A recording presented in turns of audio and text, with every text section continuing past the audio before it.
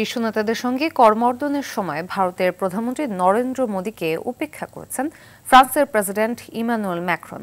স্থানীয় সময় মঙ্গলবার প্যারিসের এআই শীর্ষ সম্মেলনে এই বিব্রতকর দৃশ্য দেখা যায়।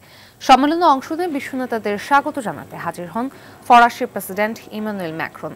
এ সময় মার্কিন ভাইস প্রেসিডেন্ট জেডি ভ্যান্স সহ বিশ্বনেতাদের সঙ্গে শুভেচ্ছা বিনিময় করেন ফরাসি প্রেসিডেন্ট। জেডি ভ্যান্সের পাশে বসা নরেন্দ্র মোদী হাত বাড়িয়ে দিলেও তাকে পুরোপুরি এড়িয়ে যান প্রেসিডেন্ট ম্যাক্রন।